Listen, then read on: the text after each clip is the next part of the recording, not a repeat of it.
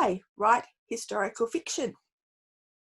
Why write historical fiction? I tried out a lot of different types of genres when I was first experimenting with writing, which is, I think, something that a lot of emerging writers do. We play around and see where we fit and what interests us.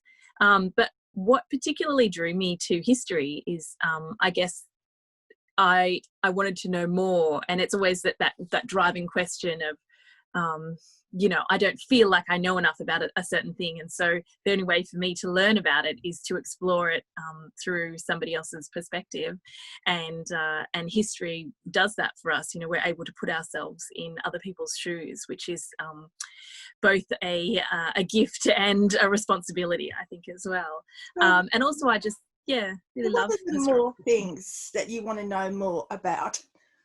What do I want to know more about? I want to know more about myself as well as I'm writing. I want to know why I have formed the views that I have, what's informed how I react to things in everyday life. And I guess looking back at history, we can see how people have responded to things like oppression and war, and you ask yourself, what would I have done in those circumstances? And exploring historical fiction is a way to do that, especially now. You think about the pandemic, a completely unprecedented event, but not really unprecedented, just for us in our lifetime, and so I think, we're all more conscious now as we're reading, if we're reading about things like the plague or about an illness or some kind of terrible pandemic.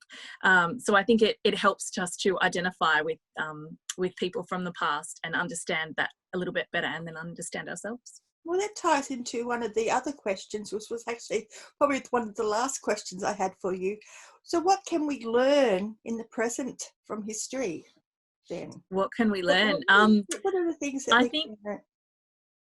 Yeah, I think we can learn to maybe be a little bit more flexible about how we think about things. The past seems very fixed until we really start exploring all those different perspectives, and that's what I really like about it as well. And I think things like the pandemic have forced us to change our mindset, and maybe those disruptions are things that people will look back and say, well, that changed the course of history. But as you're living through it, you don't often feel that way. I mean, we're living history at the moment, but we didn't feel like we're anything special. We're just people trying to live our lives and not freak out about what's going on. And so, to me, that's one of the great things about writing and reading historical fiction. We can read about enclosure in the 17th century, and we understand something about how the loss of land might inform people's sense of identity and things like that. So I think it's extraordinary that human condition can be explored so many times in so many fresh ways through the centuries. Of course. And you have a particular passion about exploring the lives of women. Is that your woman, or is there I guess it is because of my experience, but also I have friends that are women, and I have my mum, and I'm interested in all different stages of womanhood, I suppose. That's what really initially drew me to the story, The Lace Weaver, which was my first book. But it's also exploring those histories that aren't often written about or have been erased a bit more, with Gulliver's wife. Gulliver's story is so well known, and he's this famous sailor surgeon, and he goes off and has all these adventures, but nobody really asks what's happening back at home. And I wanted to sort of assert that women's stories and things that had happened to them were just as important and interesting as what might have happened to those adventurous men. Yeah, I thought it was particularly brilliant of you to actually choose to write a story that's based on a fictional character from another writer's imagination of a woman who was probably just mentioned in a few lines. I think if I remember reading your author note, Mary is only mentioned briefly in Gulliver Travel as being, Gulliver's wife, and yet here you go, you've created this whole story, and it's very, very rooted in the time of Queen Anne, which you've done extraordinarily well, but you've created, Oh, thank you, I mean, you've Wendy. done it really so well that this Thank is, you. you could, if you didn't know that this was a character from an imagined story, you would believe that you've based it on a true person. So Oh, good. I'm so glad to hear that. So what gave you this? How did it just come to you? I mean, I get brilliant ideas when I'm having a shower. I think, oh, yes. But how did you get this idea? I mean, I think it's just... It's a bit woo woo. I mean, it is a bit shower woo woo. But I was working at my local library and I was shelving all the books in the section titled 1001 Books to Read Before You Die. So I thought I would try and reread and read all the gaps, picks up all the gaps in my literary knowledge. And I didn't make it all the way through, but I made it to Swift, and I reread Gulliver's Travels. And then I was reading it, I thought, I really want to know about Mrs. Gulliver and what might have happened when Gulliver came back and he was raving, because he then goes to sea again, he goes off adventuring again. And so I went and looked it up in the library catalogue, and I thought someone must have written this story, because I love stories about marginalized characters. I love Wide Sargasso Sea. I think it can tell you a lot about a different side of the story, and nobody had written it, so I thought I have to write it. Just have to do it. Well, that's a good example, actually, when you think about it. I didn't think of that novel. That's obviously that one that's about Jane Eyre's, what's his name? Edward Rochester. The mad woman in the attic. Yeah, the mad woman in the attic. Yeah, so that's another example of a book that takes an imagined character from a novel and gives us the backstory of that character. Is there any other novels? I when I was reading yours, I didn't actually think of that one, but there must be some other ones as well that it's almost in a sense a bit like fan fiction, aren't they? But more. Yeah, they are a bit like. Yeah, you have to be quite careful. I think Geraldine Brooks wrote March. About the father. Yes. Yeah, and I remember people saying, some people are like, it's fan fiction, but I think it was extraordinary. I think you can do it in such a way that it's beyond, it's not amateurish. It's got depth, and it's rooted in, as you say, like real life. There was Jo, what's her name? Jo Baker, who wrote Longbourn, about Pride and Prejudice, the servant story. That was cool. Yeah, I really like that. I have to look at that one.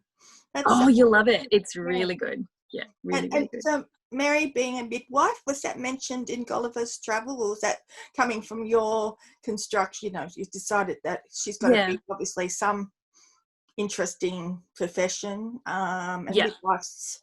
So was that a hard decision to come to decide that she's going to be a midwife? Yeah, no, I knew I needed to find a profession for her, and something that she could do while Lemuel was away, that would sustain her, because women didn't have a huge amount of options in terms of work. They were barred from joining guilds and things like that. So the midwifery just popped up in my, as I was doing my research, and I thought, it's such a fascinating story that I'd never really heard about, this sort of struggle between the surgeons, barber surgeons, and the midwives, unofficial guild in the 17th and early 18th century. And so I thought, I'll make her a midwife. I also kind of like this idea of birth and power and the lives of small people, as opposed to Gulliver, who sees himself as this big personality. And so I kind of liked the echoes of that in the story, that she's actually the one that is doing this great work, helping women give birth, and he's ostensibly having these great adventures and doing amazing things in the world, but she's the one that's really doing the valuable thing for society. So that was partly why too. And my mum is a midwife as well, so I kind of wanted to explore that a bit. Yeah. I remember when I was reading the book that I don't think I've ever been in a situation where I really wanted you to kill off an author to kill off their character, but I really wanted you to kill off Gulliver. I thought he was... I know, I'm sorry. quite detestable in some. But you've got to remember, I suppose, as well, that's just Mary's perspective, you know. Of course. But So he was such a dead weight. Beth loved him. He was He was. Yeah. Which I'm sure lots of men, you know, are. some of them are. So when you were doing the research, was there any historical women, real women that you thought, oh yes, I'll take bits from this woman's life story to use in Mary's construction?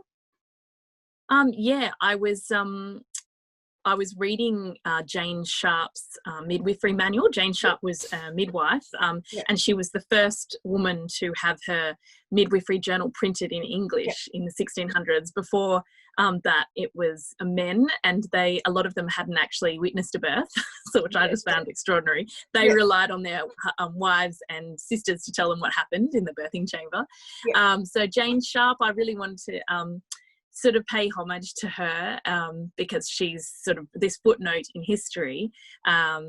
So I gave Mary a lot of her characteristics that I gleaned from reading her book, which thankfully has been reprinted. You know, in the last 10 years, I think they've university presses have been doing some really good work reprinting these original manuals and stories in women's voices. So I think that was really important to try and get understand the way that they thought, because it's just so different to the way that men were writing about surgery. The men often they just sort of position themselves in this supreme knowledge, they know everything, and the women are a lot more like, well, it could be this or it could be that. And herbalism as well. Of course, it is amazing, isn't it, that for centuries women were allowed to help other women give birth, and then men for about a couple 100 years was sort of like this struggle. It's actually started, I think, in the reign of Henry VIII. He took a lot of the rights away from women who were basically doctors, you know, they were and putting it into the male's hand. You know? So men were allowed to be the ones that had all the knowledge and the ability. They certainly they looked after each other. That's for sure.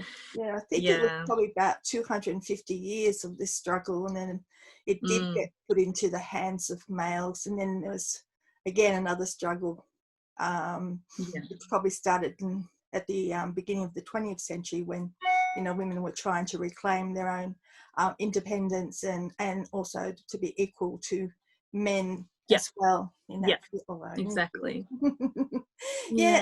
So you obviously are very passionate about visiting the places that your stories are actually set. How does that enrich your storytelling? I think it's absolutely essential for me as a writer, because I just you know, you have an idea of a place, but until you actually go and you walk around, you can see how far the distance is, because sometimes it's a matter of it might not be that far away, but it feels like, you know, if you're walking across London, you know how long that takes to walk all the way across. Like me. You look at a map and you have no idea the distance. Exactly. And then you go to I know, I'm not great at maps. Oh my goodness. I mean, I actually thought one time of my writing life that Westminster was actually across the road from the Tower of London. And it wasn't until I went to London I realised it's about it took me 5 hours to walk there, but I was doing a lot of detouring as well. So it's not across the road. No. and we live here, you know, and it's so everything's sort of close here in the city. We can walk to the other side of the city in 45 minutes an hour, but over there, it's just so different, and the light is so different as well. So you remember when we went to Dennis Sever's house? Yes. When we went to the 17th century house, and it was all set up like they just left the room, but the light was so different under the street where they would have been living, and through those grimy windows. You just can't imagine that here in Australia. I think the seasons are so defined there. I remember stepping into that house, and then you have this several moments where your eyes are adjusting, because you basically can't see anything because it's got candles. That's right. And then you have to adjust.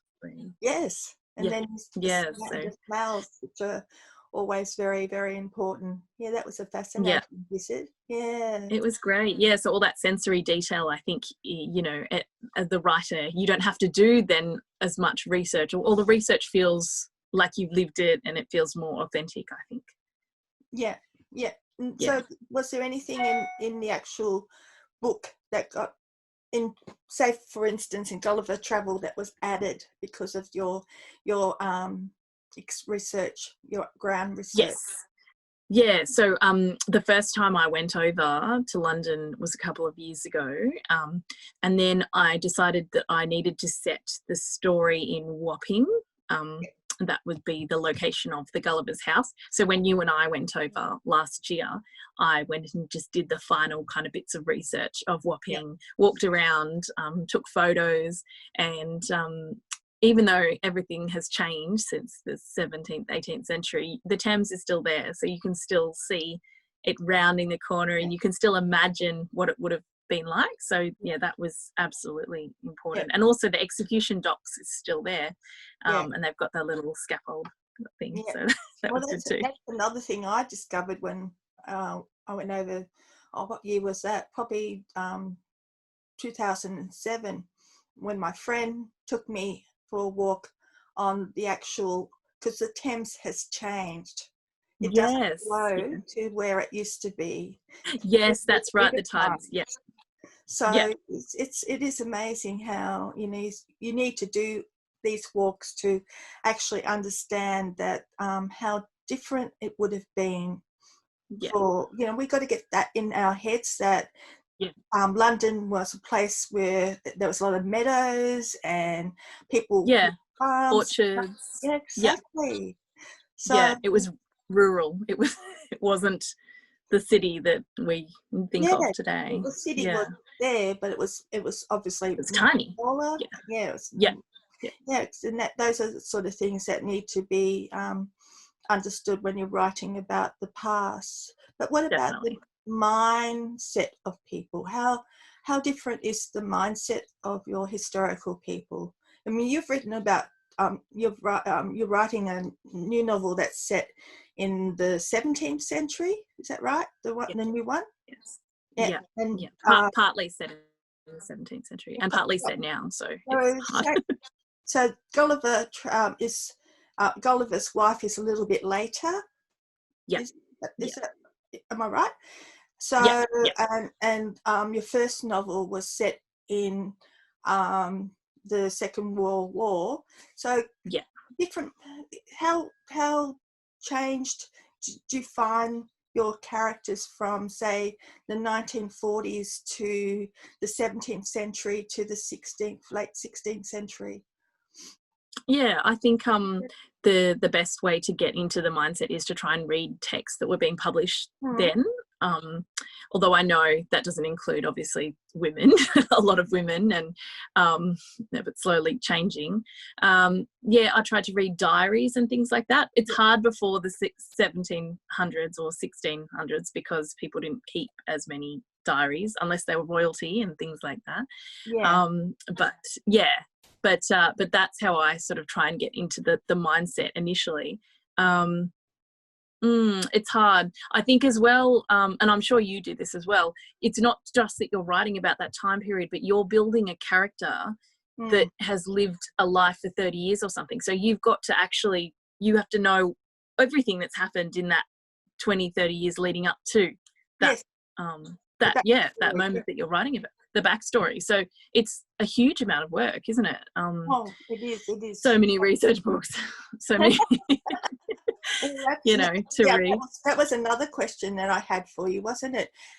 When do you know you've done enough research? I always find this one hard. It is hard. When do you stop? When do you stop? I think you stop when you start to hear the voice of the character or the story and it sounds authentic and you feel like that's the right path to follow. The voice, but that can only come out of playing around as well, I think. I think it's got to be both. You still have to be doing the research and the work. You can be doing that right up until the publication because you need to be making sure that things are correct. But to get really stuck into it, you need to know you need to at least know the customs of the time and what they were eating. You need to know some of those basic things, I think, before you start. Otherwise, you just get stalled, and it's so easy to fall down those research rabbit holes. I think. So, are we talking first draft, second draft? I'd say at least second, if not fourth, fifth. I don't know. Yeah, I'm the same. Yeah, I'm yeah, the same. It's the first draft is sucker for punishment. Voice and finding the story. Yeah, finding the story. First draft, finding story.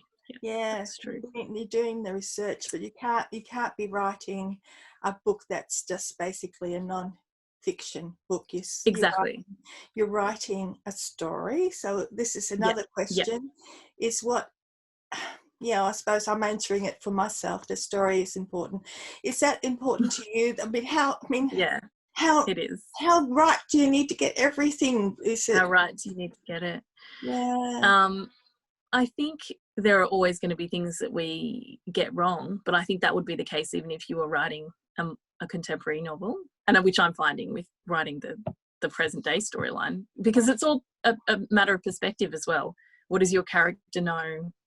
Is your character wrong about things? Did their perceptions change throughout the story and things like that? So to me, the story always comes first. I don't know. When you read a historical fiction, do you ever get to a point where you do want to throw that book against the wall? What are you not willing to forgive another writer for getting wrong?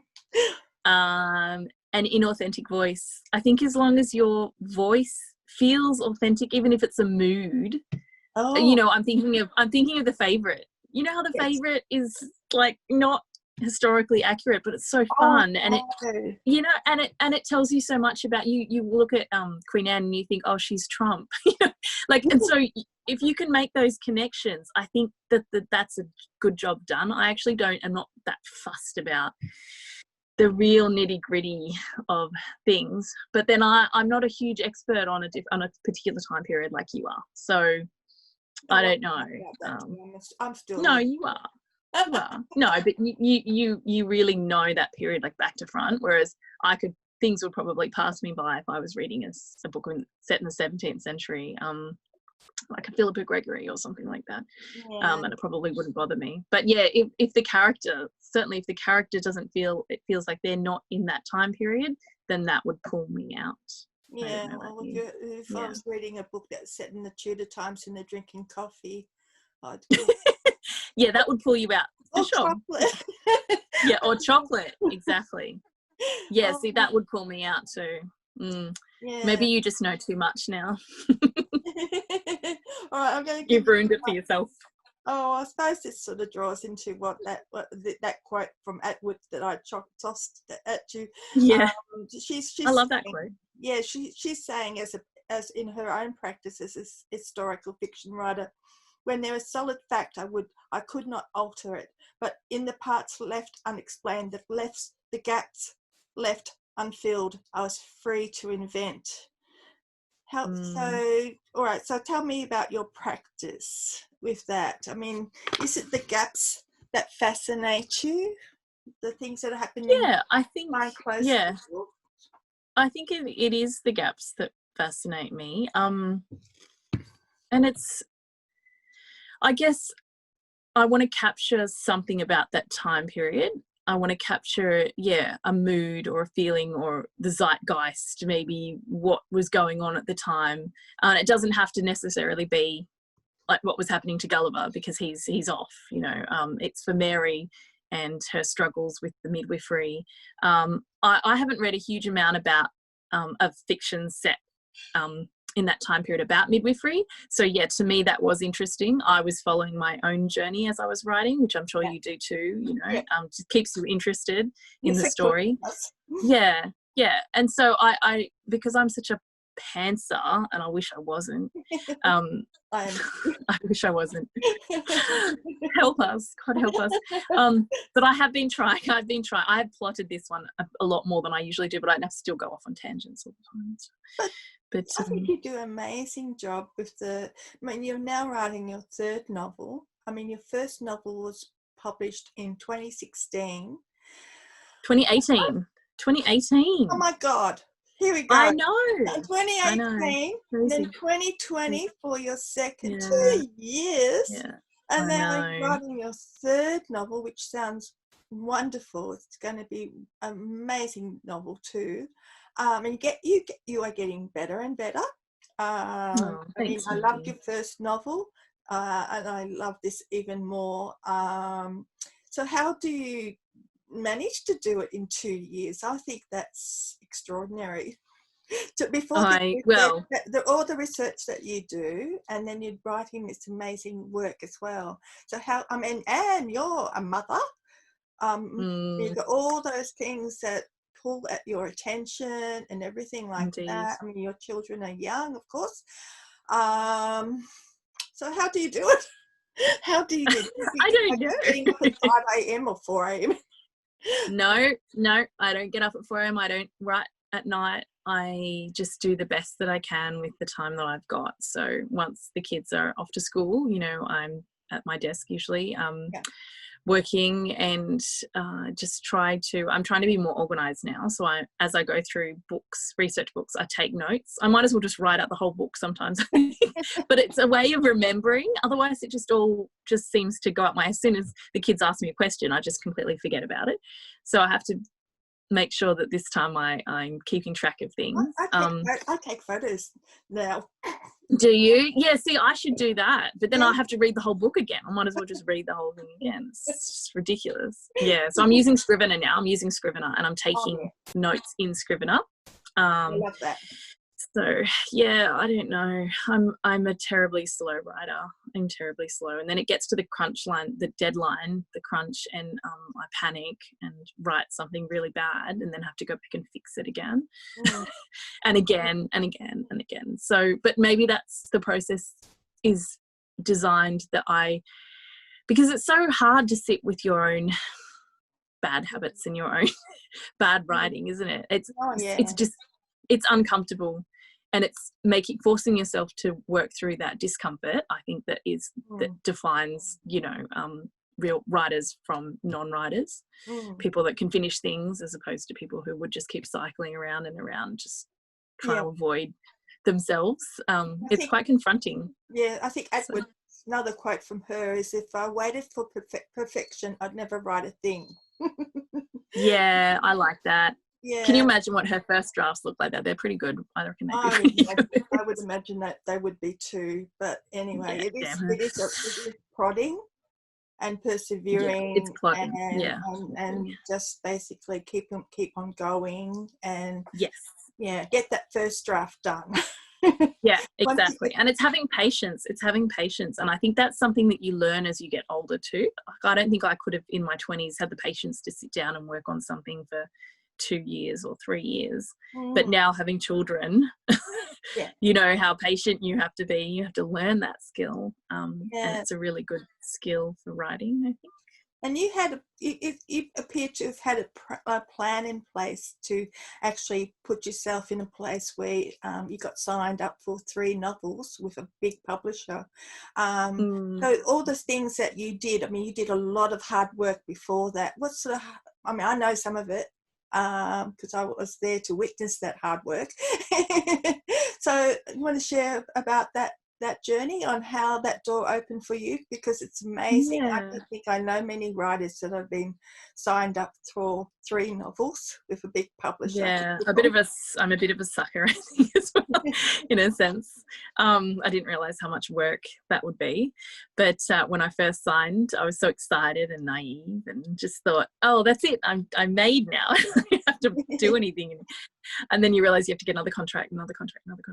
But so I started off after my son was born, and he was a baby. I just decided that I would try and learn how to write a book. Lockie's now 9 years old, isn't he? He's 9. Yeah, he's 9 now. Yeah. So I thought, I didn't really have a plan. I thought I'll just set out and start writing, and then realised that I was really terrible and needed to go and do some classes and workshops and things. And so I did a workshop with Fiona McIntosh, who is a writer, and then met my publisher through her. and he was interested in the lace book.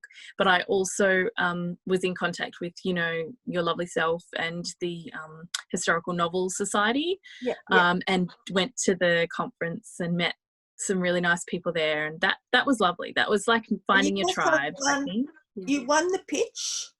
I won the pitch. That's right. And there was something else that you won as well. Was it the short story? Or I didn't win it. Eleanor Limprecht won it. So I came second. You came second. Yeah, that's right. That's right. Right. Yeah. Yeah, so that was great too. It's really nice when it builds your confidence, I think, in yourself. So then when I sent it off, I just thought, well, I've done with it now and see what happens. And I wasn't even really worried. I think if they'd come back, I would have been disappointed but not devastated. Yeah. So then when they come back with that offer, that was really nice. Did you have so I signed.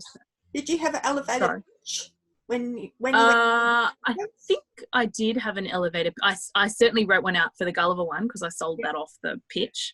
And I was so excited about that.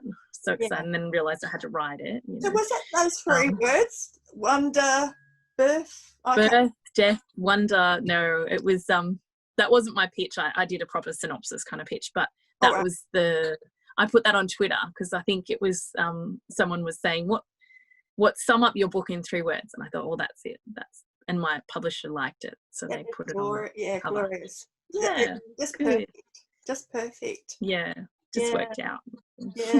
Yeah. Oh, that's really great because it does show that you do have to do the hard work before. I mean, normally this is the case, isn't it? You have to actually be there, and people need to know your face. They need to know that you're capable of writing a story, and basically you've proven yourself in some ways.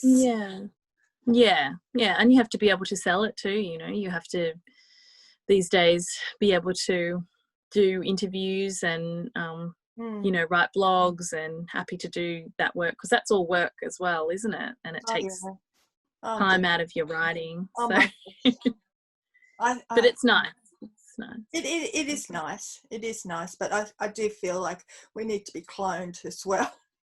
I know. I need an assistant, another me to do that stuff. We need to be able to afford to have that assistant too. Hopefully you'll be in a situation to have that assistant. Yeah. I feel like I almost caused the pandemic at the start because I'd been wishing that, you know, I'd been like, oh, I'm going to have to go on the road and go and do the tours and everything. And then it all happened. Then I was at home in my Ugg boots doing online interviews. And I thought, oh, this is me. I've caused this with my own, wishful thinking. Yeah, I think the Women Writing History event, which I coordinated, was probably the last in Victoria. Yes, exactly. It was such oh God, how stressed was I on that Saturday because we had one writer cancel, actually 2 writers cancel on the Wednesday before the Saturday. And then on the Friday, we had another writer pull out. And then on the Saturday morning, we had another writer. So I had to change the programs 4 times, I think. It was sort of like, oh my goodness, it was stressful. I was in Brisbane and Melbourne that a few days before they actually declared it, and it was, you could feel it was, people were scared. And then when I got back, they said one of the planes, it was the one after ours, that had someone infectious on it, and it was just like, oh, thank goodness we sort of came back. And that was it was interesting for me, sort of. I mean, I spoke to the library on the Wednesday, shall we cancel? And they said no, we'll go on. And I felt so worried on Saturday, am I causing all these people, because we actually had about 50 people turn up, which was lovely. That's great. Yeah. But if it's proven that we ended up with people falling sick with the virus, I would have felt awful. Yeah, true. Yeah. Exactly right. We were lucky. Yeah. Anyway, hopefully we're now emerging. And I mean, I've been noticing people on Facebook like yourself visiting bookshops, and so that's great to see. And it's been very heartening to see the amount of support that other writers are giving writers in this time as well. Definitely. People have been very creative. They have. I feel like the walls have come down a little bit as well in terms of different genres and things, and people are just trying to support everyone. Yes. Rather than sticking to their own kind of. Yeah, it's a shame the government doesn't really come to the party. Agree. I know. It's so frustrating. I know. I know. Yes, we do. So one other question that was really, I thought would be quite interesting to explore with you. Writers are told all the time, write what we know. Now, the thing is, for historical fiction writers, we're writing about times we don't live in those times. So we're not really writing about what we know there. But how does something like that apply to you as a writer? Do you write what you know, but using the platform of historical fiction to write? Yeah, it's interesting, isn't it? Yeah, I do. I use the scaffold of historical facts, I suppose, to explore things that are important to me, issues that I want to look at more closely, and things that I want to understand about myself and society and why humans behave the way that they do. I think seeing things through a character's viewpoint helps you to anchor yourself in the story. It's not just floating around looking at everyone's point of view. You know, you really have to commit to a couple of characters, otherwise it just gets too confusing. And I certainly, as we were saying, like, I'm a pantser, so I don't know when I set out what I'm trying to say and what I'm going to be writing about, but I know that I have more confidence now in my own writing, and I think that that makes such a difference too. Yeah, the confidence to say, well, this is what I'm gonna, it's a risk, you know, it's always a risk, this is what I'm going to explore, and not everyone's going to like it, but that's what I'm going to do. It is true, isn't it, that every time you write a novel, you emerge from it with a deeper understanding of yourself. Have you? What was a deepening understanding of yourself with Gulliver's Wife? I guess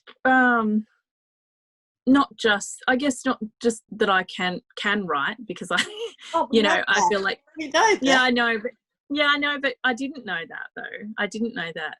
Oh my goodness. The first book just feels like a fluke, you know, you get that second book syndrome and you think, oh, that first one all the prizes before your first book didn't reassure you that. No, I know. No, because it's just the way I am. I just don't believe things until I see them or experience them. Yeah, and maybe that's what it is too. It's that experience of knowing history through someone else's point of view makes it feel real to me. So Mary's experiences with midwifery made me feel closer to my mum, and understanding what kind of role midwives play in society, because they're kind of the unsung heroes a lot of the time, I think, and they deal with a lot and they see a lot, and they carry a lot of trauma around with them, but they're such practical people, usually people like my mum, that they just kind of deal with it, they compartmentalize it. But they still carry it, and so that was definitely one of the things. One of the beating heart of your story was the mother-daughter relationship. That was vitally important. So, were you a difficult teenager, or are you preparing yourself to be a mother of a difficult? A mother.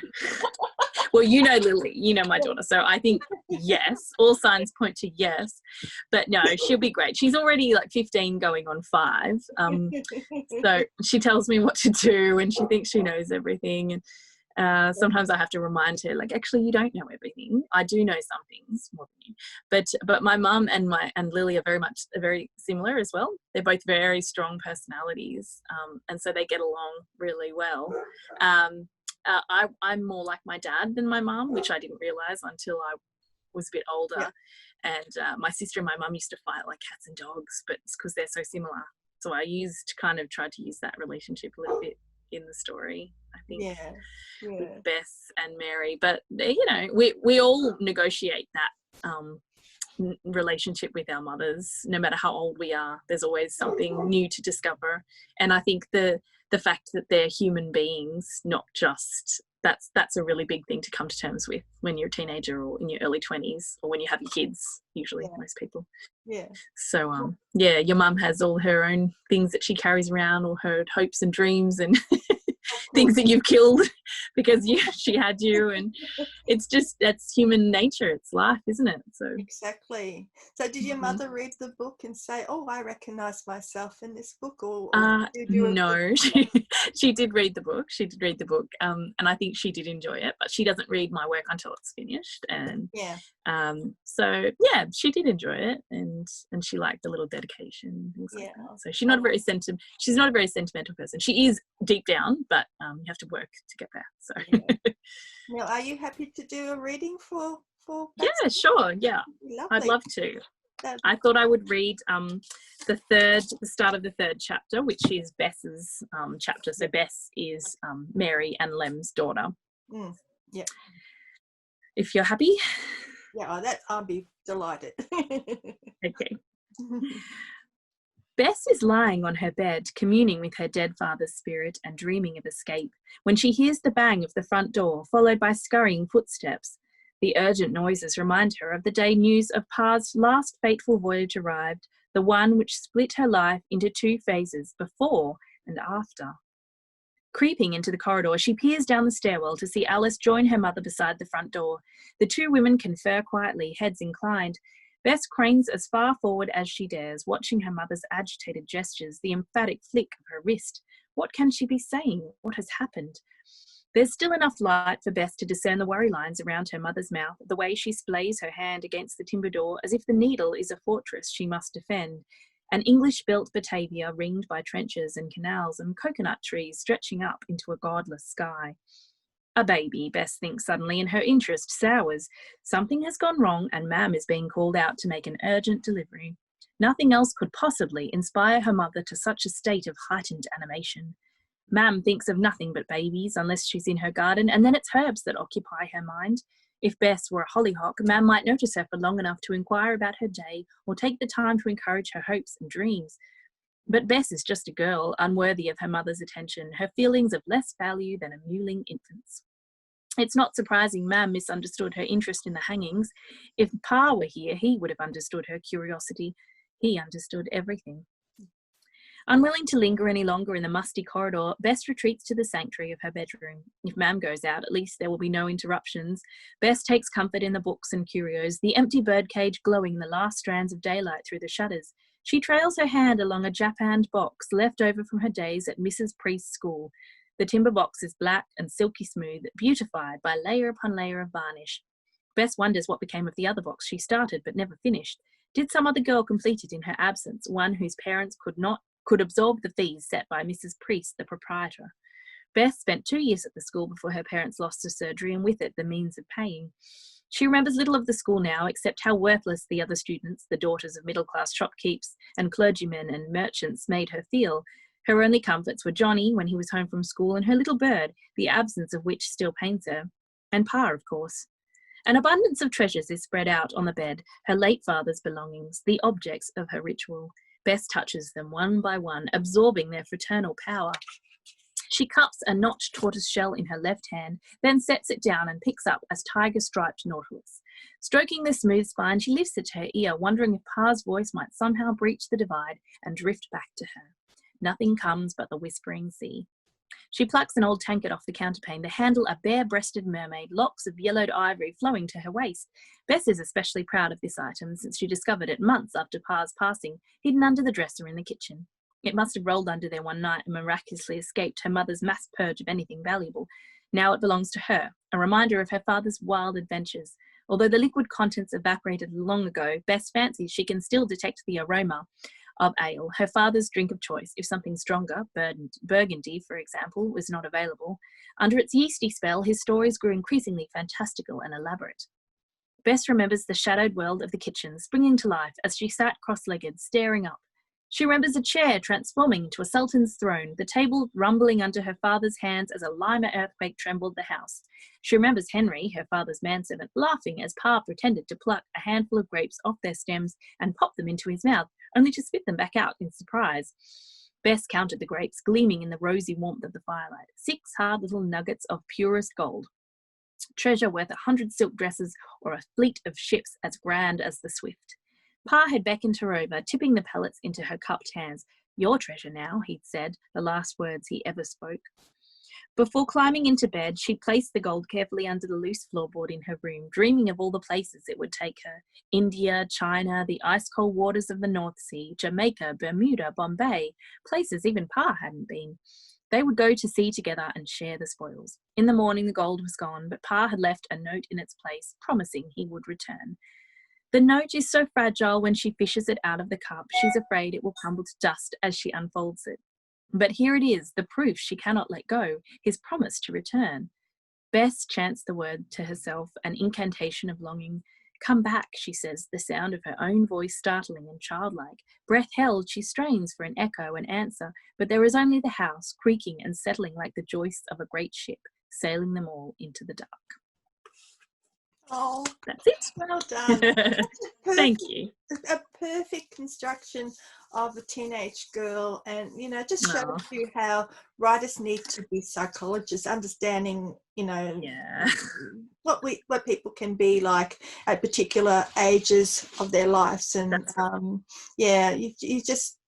she's pitched perfectly, Lauren. So thank you. I had to cast my mind back to being 15. What it was like to be 15. It's quite a long time ago.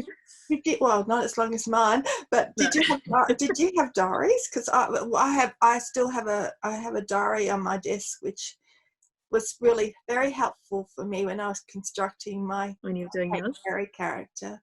I have diaries, but I can't bear to look at them. They're so embarrassing.